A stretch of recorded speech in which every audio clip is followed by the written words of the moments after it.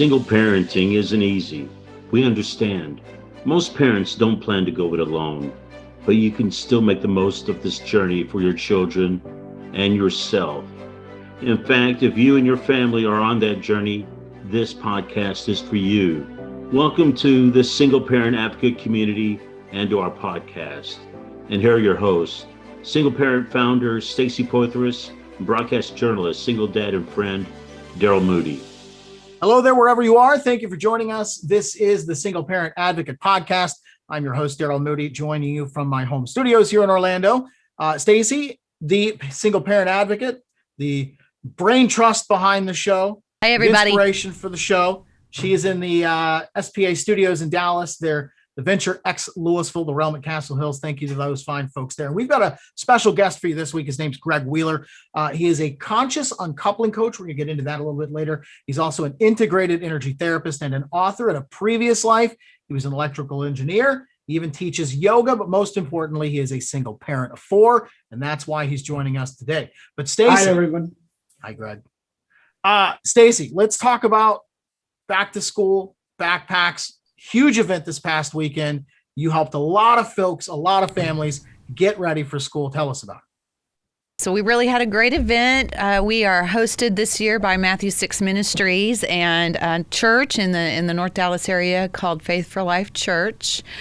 We did about almost 300 backpacks for 250 of our own single parent children, and then also a couple of ministry partners that we support alongside everybody. So it's, blood, sweat, and tears. I was telling you earlier, I got guns from all that backpack slinging now, you know. So do all the volunteers. We're hugely grateful for everybody that lent a hand, and we'll be getting some social posts out so everybody can kind of see what went on for back to school. Back to school's kind of early this year, so we're losing our own intern. Katie B is moving on. She's going back to school in Oklahoma. I'm just going to hate seeing her go, but hasn't she been a lot of fun to work with? And she's done a great job from what I've seen just on the social media stuff that I get to see. Yeah. So, hey, you know what? We need to give our students a chance. And, sometimes we get really more on our end than they do. I think it's a good thing to always have student opportunities. So that I like that to be a part of back to school for Single Parent Advocate in the summertime is giving our students a chance for internships and things like that. So this year we had 4 interns. They're all headed back to school. And it's just me and you now again, Daryl. What are we going to do? You're going to order me around again like you did before you got all the interns. There we go. So let's talk logistics here. 250, 300 different backpacks. How many volunteers? I mean, what kind of Herculean effort did it take to make that happen? It's really interesting. So this is true. We have one woman who is like the shopper of the century. She goes out and finds all the great deals, gets all the supplies gathered, and brings them in to be sorted. We have another person who is the marketing chair, and she goes and surveys all the families, makes sure we have all the stuff that the kids need. And really also, we always ask the parents, what is their biggest need? And so we have a lot of families asking for clothing, computers, and shoes. So we're going to be now taking this back to school survey, if you will. Once we give everybody their backpacks, we're going to see if we can go out there in corporate and find out if we can get a donor for back to school computers. We might not hit it right on the mark, but we know we have the feedback from the families and we know which kids these computers will go to. So I'm hoping we'll get somebody come alongside us and get that need met. And then right after that, marketing goes out, families register, and then we have to bring all the school supplies into an area where we can sort them and put them in the backpacks themselves. So we worked 2 weekends in a row, one weekend to load all the things in there and kind of pre-stage them. And then this last weekend we worked to sort it all, get it all into the backpacks and get everybody's information all put together. And then next weekend, we'll go and we'll distribute it. So it's like a basic from July 4th to August 4th. That whole month is shopping, signing people up, sorting, and getting it to distribute. So Herculean it is for our small team here locally. We have a team of about 10 or 12 of us that really lean in and do that. But what I'm really grateful for this year is Matthew 6 Ministries. They have trucks and men with muscles. And so they're going to be moving all this back and forth from the church for us and then to storage. And so that's huge. That's absolutely huge, because you should have seen the original 5 of us, 5 women, and these big boxes of back to school supplies. Bags hanging on every arm, I'm sure. Don't you ever cross a single mama. I guarantee you she can handle it. It was crazy. It was beautiful. Nuts. But yeah, really, really, thanks for asking. Of course.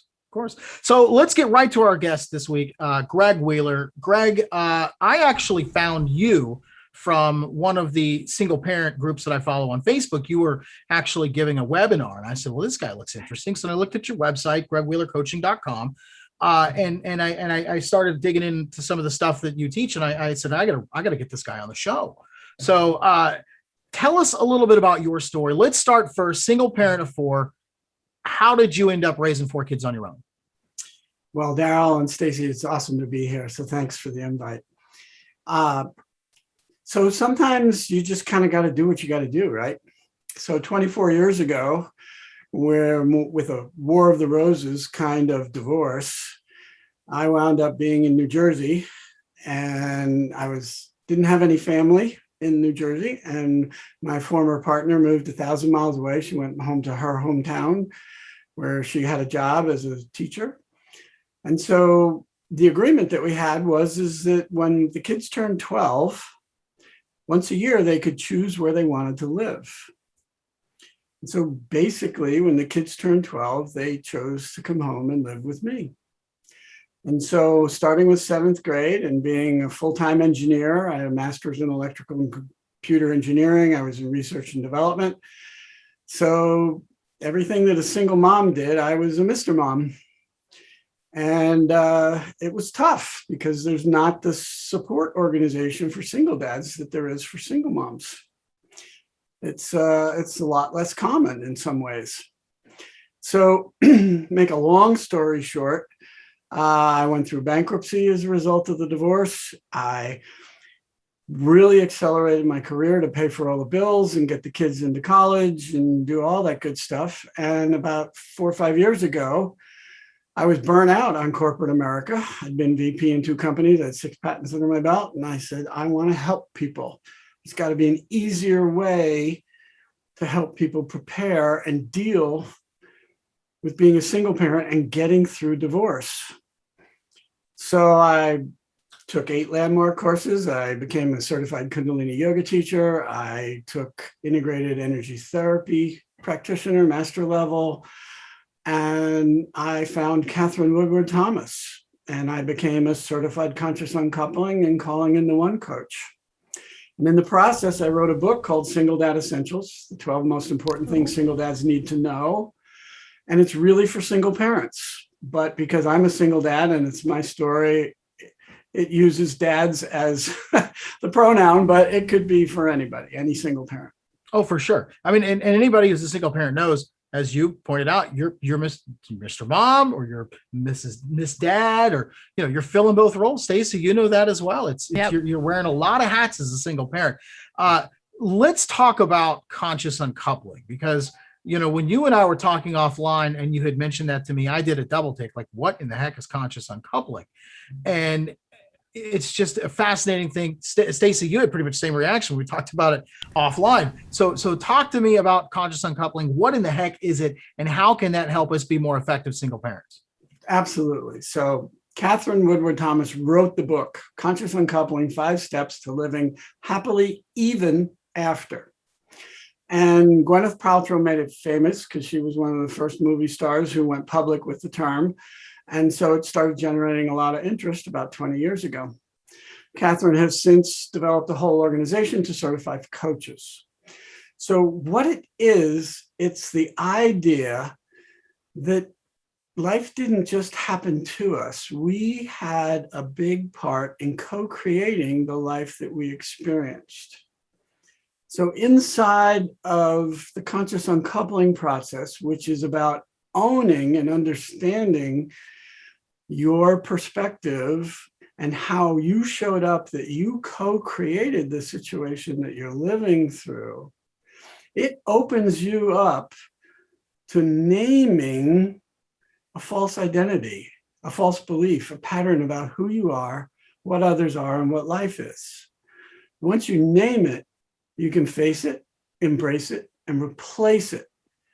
When you replace it, you're at choice. You're no longer locked inside of that false belief system that you've been living for your whole life.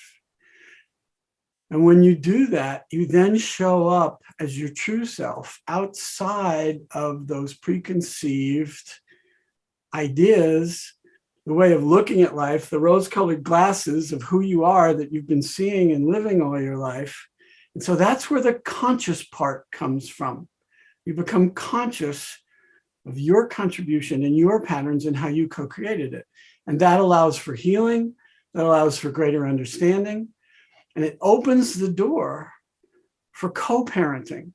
So one of the reasons that I'm so excited about conscious uncoupling is because you can do the work as you go through the divorce process to heal some of the wounds and the hurts that you've created, so you can create a working relationship, which is in each of your best interests, but most importantly, when there are children, it's for the children's best interest that you create a healthy, working, co-parenting relationship. And how long did you spend in the temple with the Tibetan monks to get that? Well, Catherine was that 2 years? I feel like that's got to be at least 2 years. Yeah, well, between the landmark courses and the Kundalini yoga training is a year. That's where I kind of had to let go of my ego in a way and really learn to center and meditate and ground myself. And then Catherine's work is a 7-month coaches certification program. And it's really in depth. And of course, I did it on myself, in terms of learning this process and this technique, because there is a process to it. I was able to heal myself.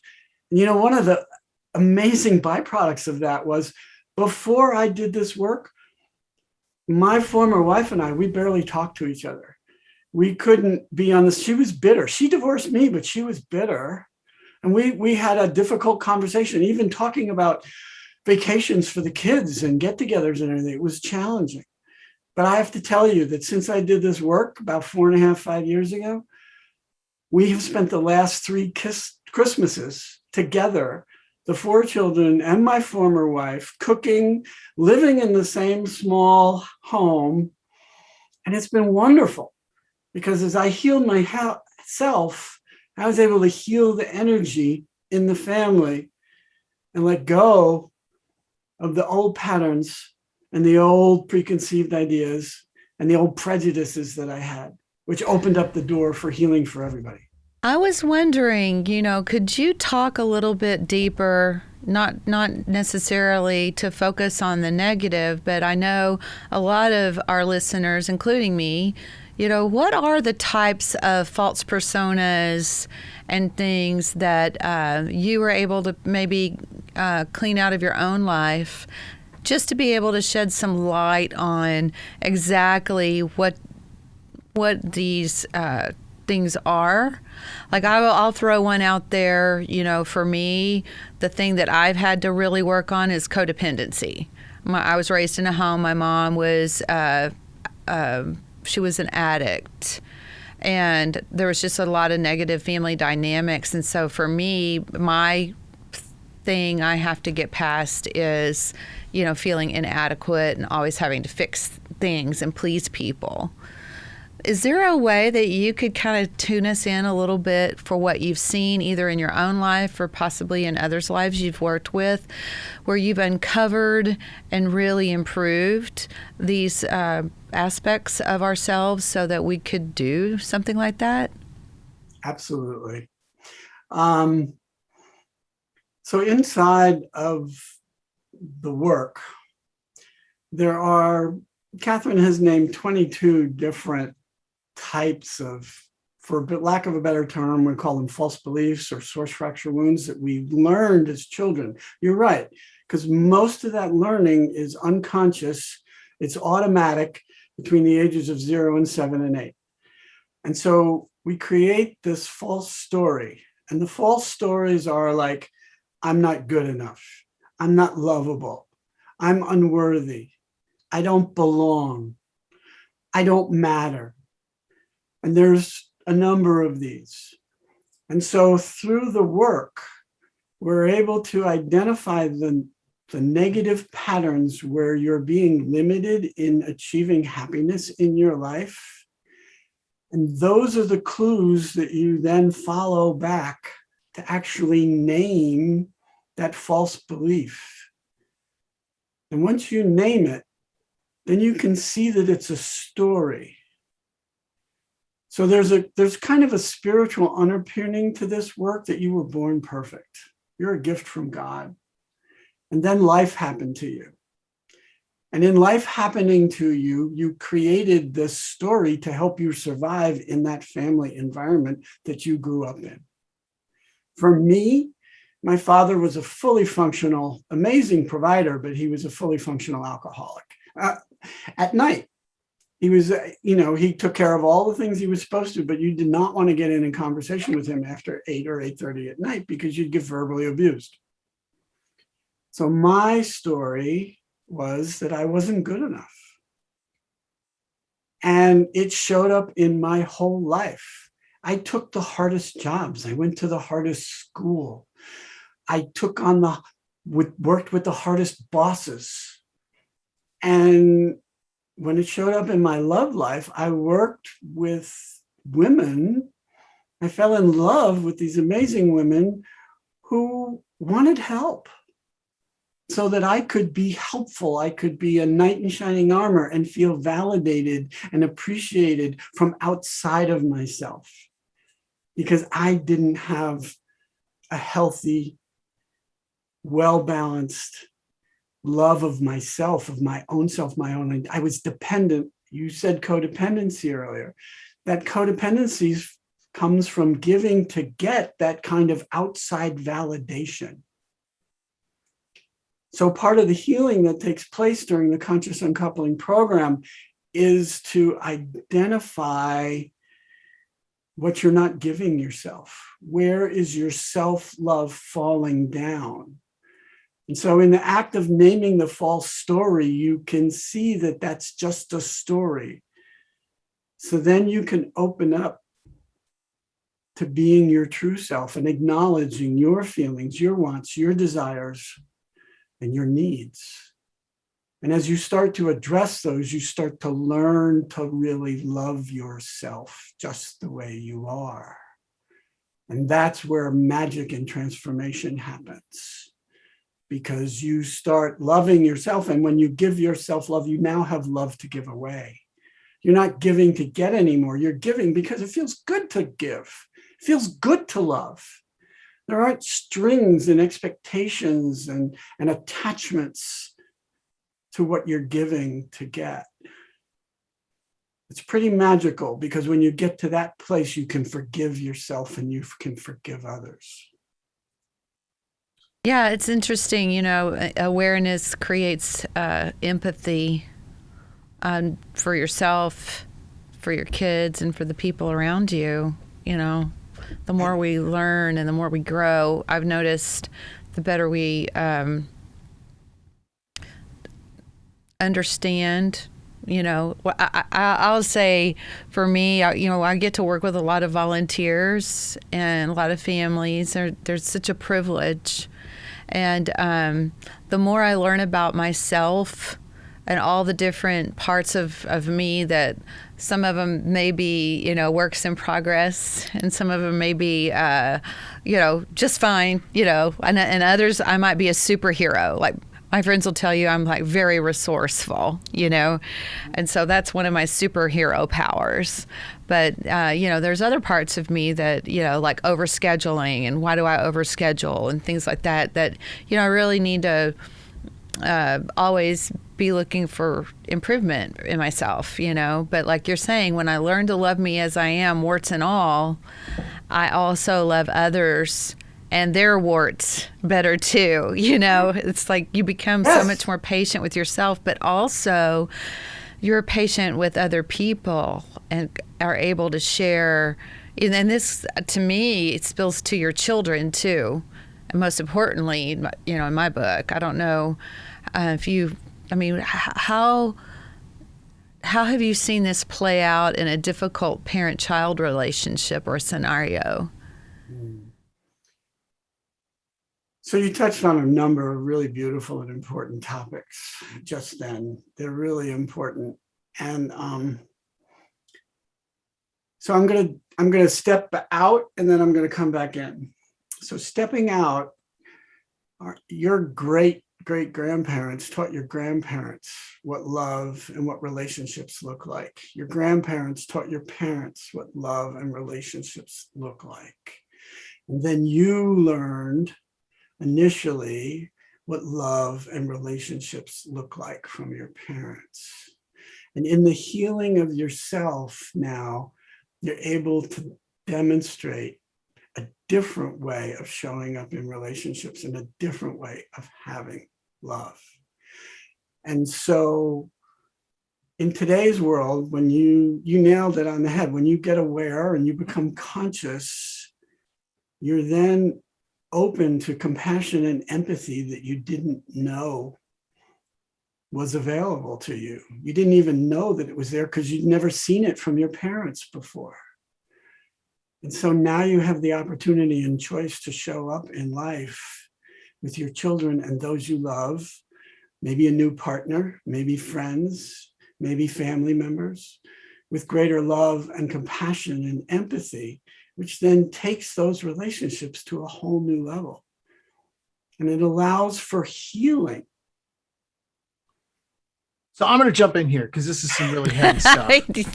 I knew it. Here it is. I just want to make sure I understand correctly. So the environment that we were brought up in, we see ourselves as having a role, and we grow up with that mentality, and we believe that we have this role to serve in every relationship throughout our life. And then we meet somebody, and what you're saying is that story that we've been telling ourselves over and over and over again, that basically becomes who you are in that relationship. Yes. Okay. How in the hell do you unlearn that? So you become conscious and aware that it's a story. You need to identify the pattern. So my pattern was I was over giving to get. I wasn't giving just to give love. It felt like I was giving to give love, but I was really giving to get love. So it took me to understand the pattern of how I was showing up in that relationship. And I could see that that's the pattern that I learned to survive in my family. So in your case, sorry to interrupt. So in your case, you sought that approval by rescuing women. No, by being an overdoer. I mean, I got great grades. Right, but I'm talking about in the context of your marriage. Like I get that. Yes. I get the wanting to achieve, wanting to succeed. I get all that. But in the dynamics of a one-on-one relationship, that's where I'm going with this. Okay. Yes. You guys got to slow down. You got to slow this stuff down for me. I haven't had nearly enough there. So you're absolutely right. So I showed up as giving to get, and then expecting to be treated with love, admiration, and value, when what I was training my partner to do is to always expect me to just give and give and give. I wasn't setting boundaries to be treated as an equal, to be equally loved and given to in return. Okay, I think I finally understand. Now, how does that translate out to spending a week with your ex-wife in a house during the holidays? How how have the dynamics of your relationship with her changed, now that you've gone through all this, and I'm sure she's gone through something on her own, what's different now, I guess, is what I'm trying to get at. So I don't have to get anything anymore. I can just give. I can show up as me and help cook dinner and be with my kids and just swap stories about where my kids came from and what it was like when they were little, and just really enjoy the time and not have to be frustrated or hurt. That's what I was going to say, because when you don't get that affirmation that you're looking for, that's where the resentment comes in, and that's normally, that's normally where you'd get triggered, and that's normally where you'd get disappointed. But because I'm not attached to getting that from her anymore, and I'm not attached to getting it from my children, I can I can allow them to be them, and I can just appreciate who they are. She's an amazing cook. She plays the violin. She's a great mom for the kids. I can appreciate each of my kids. We don't hardly agree on a whole lot of stuff, but they're amazing young adults. I mean, my oldest is 35, my youngest is 30, and they're each unique and amazing. And I don't have to be getting valued or appreciated or loved by them to feel like I'm a good dad or to feel like I'm a good person. I can just be me and enjoy who they are. So it takes the pressure off, which allows the healing and allows there to be fun and joy and happiness. Does that make sense? I think it does. I think for me, are you saying that when you were together before you had all this training, that even though your family loved you, they didn't love you enough? Was there like a hole in the bottom of the glass or something, or how could you have not felt loved? Okay, so Gary Chapman wrote a book called The 5 Love Languages, which probably you've heard of. Mm-hmm. And in the book, he describes this concept of a love tank. And so the love tank is our feeling of being loved. And so we either have the ability to put love in there ourselves, or if we're constantly giving love away, we empty the tank out, and then we're dependent upon other people to put love in the tank so we can feel loved. And so, yes, my love tank was empty for a large part of the period. I mean, if you can imagine being a single dad with 4 kids, I was giving and giving and giving. I was soccer mom. I was going to grade school. I was doing after prom stuff, you name it. And I was a soccer coach for 8 years as each of the kids went through the program. So I was giving and giving and giving, and kids will take and take and take. Kids are normally, naturally open to receiving everything that you have to give, and then they'll ask for more. And so where's the you in that? Where are you getting loved, appreciated, and valued, unless you're doing it for yourself? So that's one of the key things in my book. There's a general premise of always do what's best for the kids because that's what's best for you. But then the primary corollary underneath of that is you have to do what's best for you. Otherwise, you can't do what's best for your children. There it is. Thank you. I was going to make a joke about having your chakra aligned, but the opportunity passed. Yeah, well, these are emotional topics. I appreciate, we want to keep it light and everything, but these are people who's ever as a single parent or going through a divorce. These are things that people are really in emotional crisis over. Well, I think it's really hard to. Oh, excuse me. I was just going to say that I can remember going to the therapist for the first time when I was a single dad, and I sat in the chair, and she said to me, "Oh my God, you're the single dad of 4 kids. It must be so hard." And I just burst out into tears. I just unloaded. I cried for 10 minutes because somebody recognized how hard it was to be a single parent and to be a single dad with 4 kids. And nobody had asked. So anyway, sorry, I didn't mean to. Oh, that's why we wanted to meet you and let everybody meet you. Sometimes it's really hard to slow down enough to really wrap our heads around where we are getting in our own way. And it's often easy, I think, to play the blame game.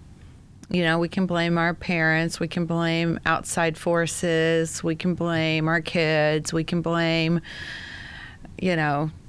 pets, whoever we want to blame. But I think at the end of the day, I've learned for myself, I can't speak for anybody else but the girl in the chair here, is I've had to, in my life, take a hard look at patterns, that I have had. And, I would say probably at 3 different times in my life, one time when my son was like 1, 2, or 3, I went through a program similar to this where you unearth who you haven't forgiven, and, you find out what the monster in your life is, and then you name it, and then you create a contract with yourself of being your ideal person, and I think those programs are so valuable because they're designed to pull you away and have you focus on maybe not a higher level stuff, but a lower, deeper, internal level thing that once that box is unlocked, I love what you said earlier. It really changes the lens through which you see and experience life. And I just can't. I would love to go through your program. I think, it's so important, and yoga is so healthy, for us, and being centered and aware and get our breath and balance inside and out, how to be mentally aware and present for ourselves and then for our kids. Anyway, I'm rambling. I know we're here to listen to you, but I just can't affirm you more. It's really good to hear what all you've been through in a little more detail, Daryl, what do you think? You ready to do the program? Where do I buy the tapes? It's one-on-one coaching. So, well, no, I was going to say, I see my shrink tomorrow. So, I'm still rowing the boat, and I'm sure we'll spend half the time talking about my mom and my need for her approval. So let me talk about that. There's 2 things I want to touch base on. One is that, so the conscious uncoupling work, I want to try and get couples before they go through divorce, because I've actually had couples, because Stacy, what you were alluding to is changing the lens, but literally when you do this program honestly and authentically, you transform yourself. You create a new identity. You're a different person because you're looking at things so differently on the other side of doing the work. So it's also a very powerful program after your divorce, because you can consciously uncouple from those negative patterns. Because so many so many second marriages fail because they repeat the pattern. They haven't done the work to capture the learning from what they could have captured if they looked at the patterns of how they co-created and taken responsibility for their part in co-creating it and then learning from it. That's how we learn how to ride a bicycle. We fall down, we get scratches, we hurt, and we learn not to do that. And then we do it differently the next time and we get better. And so this program is formal about that. But so even conscious uncoupling, even after your divorce, is a powerful way to uncouple from the negative stories and the negative patterns of the past. And the other thing is that coaching is different than therapy and psychotherapy. Coaching is very forward-looking. When you go to the gym and you hire a gym coach, you have an intention. I want to lose 20 pounds. I want to get good guns. You have an intention of why you want to do the work. And so that's where I work. People come in there in crisis, they come hurting, and we agree on an intention in terms of why they want to do the program. So there's some looking back to identify the patterns and the healing and to create an opportunity for the new identity to show up. But then it's going forward. Then there's an amends to be made. You talked about a commitment to doing things differently going forward. Number one, you have to acknowledge what you did so you can forgive yourself for doing it. And then you commit to doing something different going forward so you don't do it to yourself or anyone else again. So that's where you capture the learning. And so that's a powerful aspect. So you forgive yourself, you forgive others, and then you look at the old agreements, the old ways you were showing up, and you say, well, I'm not going to do that one anymore. I'm not going to do that one. I'm going to keep this one. Because our false identity taught us a lot. I'm really good at a lot of things. I can tell you how your cell phone, your microwave, all the communication patterns, your TV works. I can tell you technically pretty much how anything in your home works because I got really good at it because I had to prove that I was good enough. So that's the benefit of my false story, that I worked really hard, too hard, but I worked really hard to learn a lot, to be good at stuff. And so now I have that in my repertoire when I work with other people, that I can then share that. And that's part of my gift when I give and work with other people. Stacey, you talk about it all the time. Your give. What's your give? Exactly. Yep. That's awesome. Yeah. Well, So if folks want to dive into this, you've got much more at gregwheelercoaching.com. I know we joked about there's some tapes being out there, but you do have a book, an ebook. I do. Talk about that real quick. So it's only $6 and it's about a 45-minute read. But if you are a parent or a single parent, it is a really holistic look at all the different aspects. At least I like to think they're the most important different aspects of being a good parent.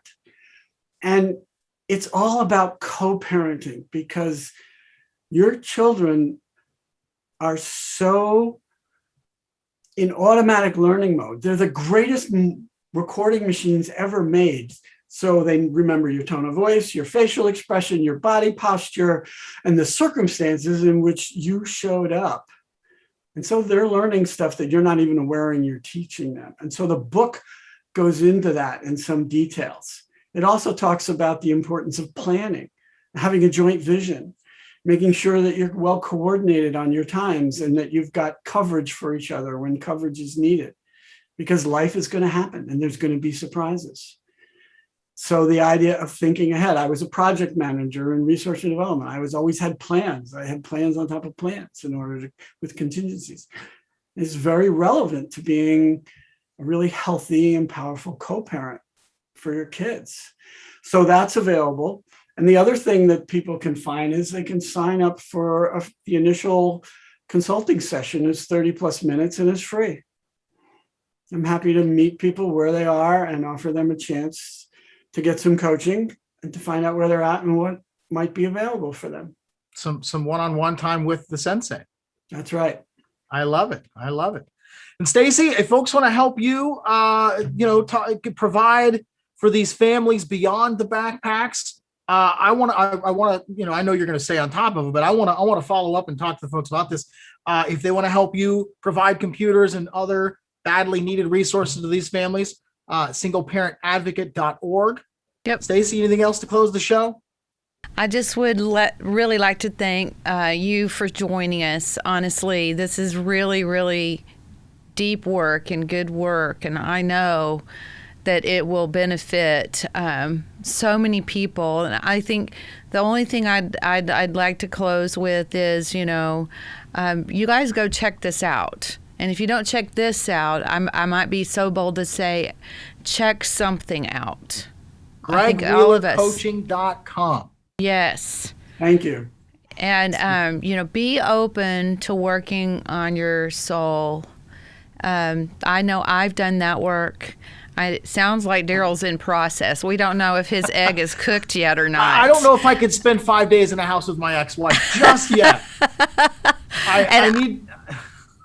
I think we're always learning and growing, and like I don't think this is like a one and done type thing, right? Daryl, if you had said to me 6 years ago that I would do that, I would say, "What are you smoking? I can't believe it. It's impossible. It will never happen." For sure. And it did, because I changed who I was and how I was showing up, and it made a huge difference. Yeah. So there is hope. Yes. Always hope. So if anybody wants to, if you ever want to ask questions about what this kind of therapy looks like, we're just so excited to bring this to you. And, be brave and look inside. And you might be surprised at the wonderful person you find. Absolutely. Now, about the computers, the clothes, and the tech that we really want to provide, there's a few kids asking for tablets, and then we have almost 200 requests for bicycles for Christmas. So these are all really big asks. There's a lot that goes into organizing all the unique sizes and colors and needs. So the first thing we always ask for is volunteers. We really, whether you're in the Dallas-Fort Worth area or you're somebody that can volunteer remote, please hop online and join our team. We need lots of people who can help us find corporations who can help us gather these items for families.